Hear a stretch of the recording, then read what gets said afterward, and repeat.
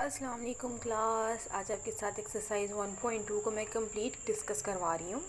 अच्छा क्लास, आज सैटरडे है और आपके पास इस नेक्स्ट लेक्चर में आपके साथ डिस्कस करवाऊँगी मंडे को, मैं इनफैक्ट ट्यूसडे को। तब तक आपने सारे के सारे इसके क्वेश्चंस को कंप्लीट कर लेना है। इस एक्सरसाइज में टोटल 3 सवाल हैं और 3 सवालों में से मैं ज़्यादातर कोशिश करूँगी कि आपके साथ इस टाइम पे ही डिस्कस हो जाए। जो क्वेश्चंस रह जाएंगे वो आप लोग ख़ुद घर में करेंगे और करके मुझे उसके बाद मुझे कमेंट बॉक्स में बताना नहीं भूलेंगे कि आपसे काम हो गया। अगर नहीं हुआ होगा तो still I am here to solve your queries. अच्छा, क्वेश्चन नंबर 1 में वो आपसे कह रहा है the real valued function F and G are defined below. अच्छा, इसके 4 पार्ट्स हैं। मैंने इसके साथ पार्ट 1 आपके साथ डिस्कस करवाया है इस वीडियो में और पार्ट 4 डिस्कस करवाया है। तो आपके जो बाकी के 2 पार्ट्स हैं ना, वो आप लोग खुद करेंगे एज ए प्रैक्टिस। अच्छा, अब इस हर क्वेश्चन के 4 हिस्से हैं, A B C and D, और ये मैं ए बी सी डी सारे पार्ट्स आपके साथ कम्प्लीटली फुल फ्लैश डिस्कस करूँगी। अच्छा, यहाँ पे वो कह रहा है F of G of X, इसको पढ़ते हैं F of G of X. तो इसको लिखने का तरीका ये है कि f into G of x, और हमने ये लिखना सीख लिया हुआ है कि दरमियान वाली टर्म अगर हो तो आप यहाँ पे जी ऑफ एक्स की क्या वैल्यू दी हुई है उसने 3 डिवाइडेड बाई एक्स माइनस 1, आप सबसे पहले वो लिख देंगे। उसके बाद हमने पिछली एक्सरसाइज में ये सीखा था कि जब आपके पास इस तरह की टर्म हो तो हम क्या कहते हैं, जहाँ जहाँ इस फंक्शन का x होगा वहाँ वहाँ आप ये वाली वैल्यू पुट करवा देंगे। अब ये क्या थी मेरे पास 2x प्लस 1, तो आपके पास 2x की जगह पे आप क्या पुट करवाएंगे 3 डिवाइडेड बाई एक्स माइनस 1, और ये plus 1 as it is. 2 3s are 6। उसके बाद मैंने यहाँ पे एलसीएम लेकर इसको सॉल्व कर लिया है। अब नेक्स्ट पार्ट में वो आपसे कह रहा है g of F of x, आप इसे लिखवाएंगे जी और उसके अंदर फंक्शन आएगा आपके पास f of x. F of x की वैल्यू आपके पास थी 2x प्लस 1। अब उसने कहा जी आप मेरे पास क्या है 3 डिवाइडेड बाई एक्स माइनस 1, तो आप कहेंगे 3x की जगह पे आप क्या पुट करवाने जा रहे हैं 2x प्लस 1। ये प्लस 1 इस माइनस 1 से कैंसिल हो गया, तो आपके पास वैल्यू आ गई 3 डिवाइडेड बाई 2x। उसके बाद उसने कहा एफ ऑफ एक्स, आप इसे लिखवा लेंगे कुछ इस तरह से। एफ ऑफ एक्स की जगह पर आप इसकी वैल्यू पुट करवाएंगे। उसके बाद इस फंक्शन में जहाँ जहाँ x है उसकी जगह पर आप ये वाली टर्म को पुट करवा देंगे। तो आपके पास एफ ऑफ एक्स क्या था 2x प्लस 1, तो आपने x की जगह पे क्या पुट करवाना है ये वाली टर्म। 2 को अंदर मल्टीप्लाई करवा लिया और इसको सिंप्लीफाई कर लिया। उसके बाद जो लास्ट पार्ट आपने इस क्वेश्चन का डिस्कस करना है वो है जी ऑफ एक्स। इसको पहले इस तरह से सिंप्लीफाइड फॉर्म में लिखवाएंगे। उसके बाद जी ऑफ एक्स की वैल्यू आपके पास क्या है 3 डिवाइडेड बाई एक्स माइनस 1। तो आप इस फंक्शन में जहाँ जहाँ x है वहाँ वहाँ आप 3 divided by x minus 1 put करवा देंगे।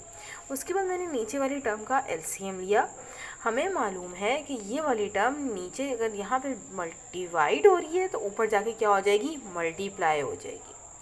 ठीक, नीचे इस माइनस 1 को मैंने अंदर मल्टीप्लाई करवा दिया, तो मेरे पास फाइनल आंसर ये आ गया। फर्दर मैंने आपके साथ क्लास यहाँ पर क्वेश्चन नंबर 3 से डिस्कस किया। इसमें वैल्यूज़ मेरे पास एफ ऑफ एक्स और जी ऑफ एक्स की कुछ इस तरह से हैं। तो आपने पहला एक पार्ट क्या कैलकुलेट करवाना है F of G of X, आपने इसको इस फॉर्म में लिखवा लिया। अब जी ऑफ एक्स की जगह पे क्या पुट करवा दिया एक्स स्क्वायर प्लस 1 का होल स्क्वायर। अब आपके x की जगह पर आपने ये वाली टर्म को पुट करवाना है। ठीक, उसके बाद मैंने यहाँ पे फॉर्मूला खोल लिया a square plus 2ab plus b square, और ये माइनस 1 ये वाला, ये प्लस 1 माइनस 1 ख़त्म हो गया, तो आपने इसको सॉल्व करवा लिया। अगर आप चाहें तो आप इस पार्ट तक भी अपने टर्म को कह सकते हैं कि यह मेरा आंसर है। आपको कोई गलत नहीं कहेगा, आपकी कोई करेक्शन, आपके कोई मार्क्स नहीं कटेंगे। उसके बाद नेक्स्ट आपसे कैलकुलेट करवाने को कहा उसने जी ऑफ एफ ऑफ एक्स। अब जी ऑफ एफ ऑफ एक्स जब आप कैलकुलेट करा रहे हैं तो आपसे वो कहता है g of F of x. F of x की जगह पर आप एक्स माइनस 1 पुट करवा देंगे। उसके बाद आपने कि जी की वैल्यू क्या थी एक्स स्क्वायर प्लस 1, तो आपने एक्स की जगह पे क्या पुट करवाना है 1 डिवाइडेड बाई एक्स माइनस 1, उसका बाहर होल स्क्वायर प्लस 1। ये स्क्वायर इस स्क्वायर रूट से ख़त्म हो गया, उसके बाद नेक्स्ट स्टेप में आपने एलसीएम ले लिया और इसको सिंप्लीफाई करा दिया। नेक्स्ट मेरे पास जी ऑफ एफ ऑफ एक्स है, ठीक। आपने उसकी जगह पे वैल्यू पुट करवाई, एलसीएम लिया, उसके बाद मैंने इस square root square root X का मतलब क्या होता है, समथिंग रेज टू पावर 1/2। तो मैंने इस स्क्वायर रूट को लिखवाया है square root 1 this term raise to power 1/2, और स्क्वायर रूट को मैंने तोड़ दिया, ऊपर वाला अलग कर दिया और नीचे वाला अलग कर दिया।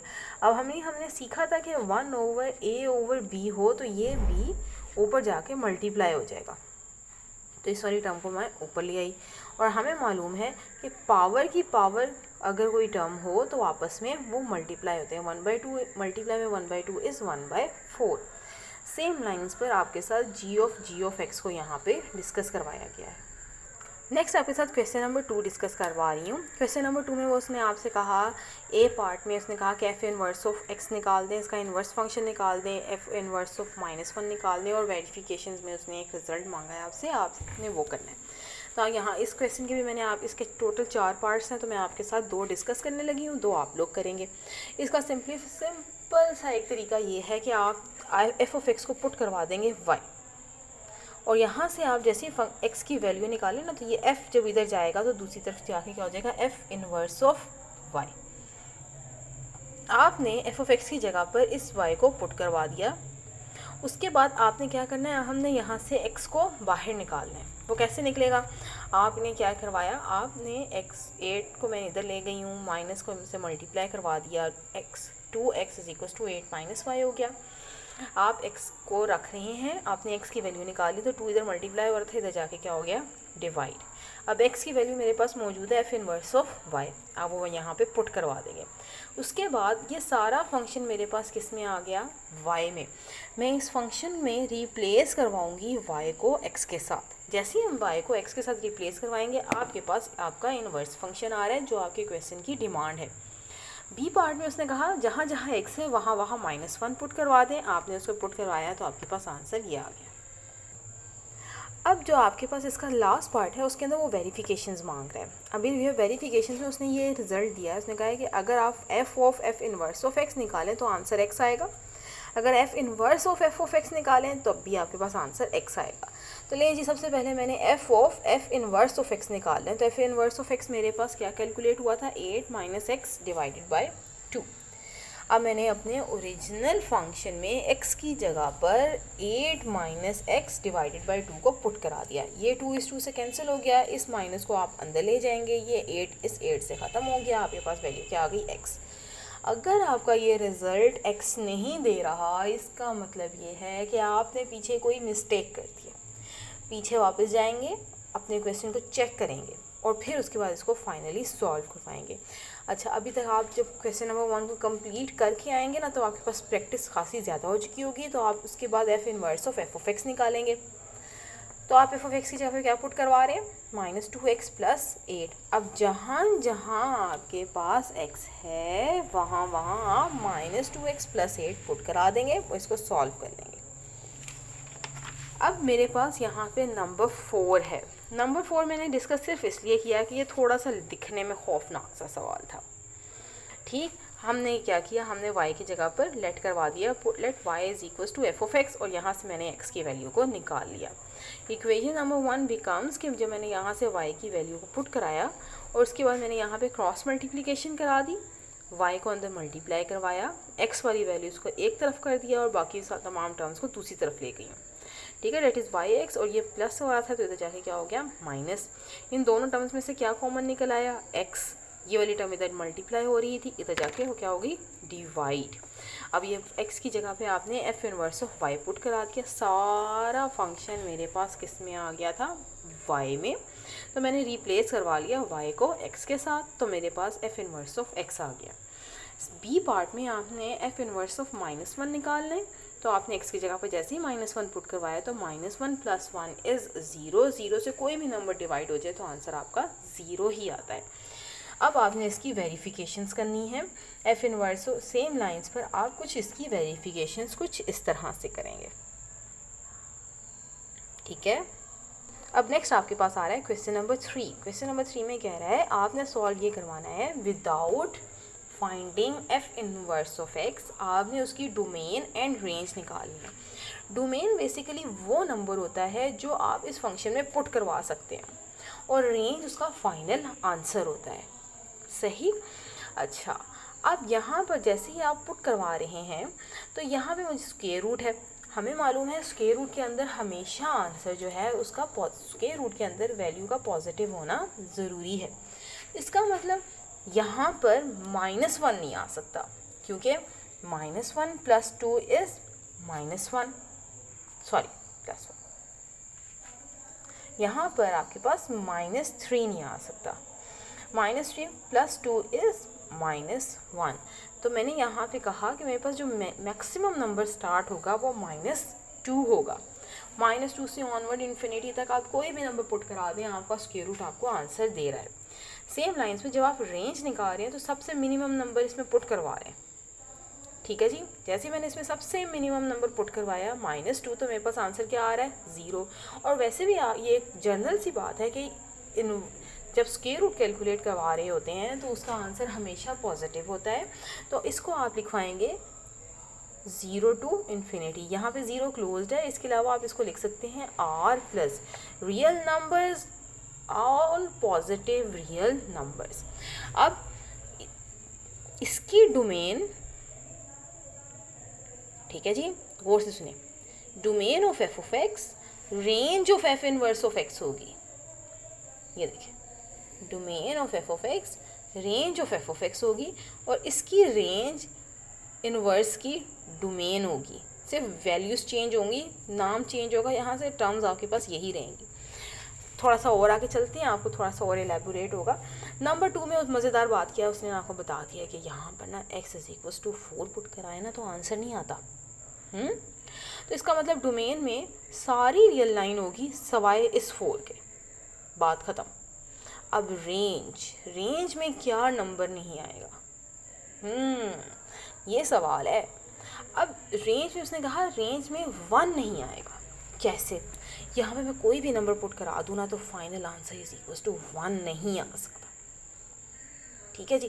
तो इसलिए मैंने रेंज में से उस 1 को निकाल दिया। अब इसकी डोमेन इनवर्स की क्या होगी? रेंज होगी। ये देखिए, range of F inverse of x, और इसकी रेंज इनवर्स की डोमेन होगी। नंबर 3 में भी उसने आपको बता दिया कि x = -3। इसका मतलब आप डोमेन क्या लिखेंगे? r minus into -3। -3 को रेंज से बाहर निकालें, अपनी रियल लाइन से बाहर निकालें, आपके पास डोमेन आ जाएगी। अब ये नंबर ऐसा है जो आपको फाइनल आंसर 0 कहीं भी नहीं देगा। आप कुछ भी कर लेना, आपके पास फाइनल आंसर 0 नहीं आ सकता। इसलिए मैंने रेंज में से क्या करवा दिया? माइनस करवा दिया 0 को। अब domain of F of x इसकी रेंज हो जाएगी, इसकी रेंज इसकी डोमेन होगी। तो याद रखिएगा, domain of F of X is always equals to range of F inverse of X and range of F of X is equals to domain of F inverse of X. ये result है आपका। इसको आप as a remark अपने notes में लिखेंगे। ठीक।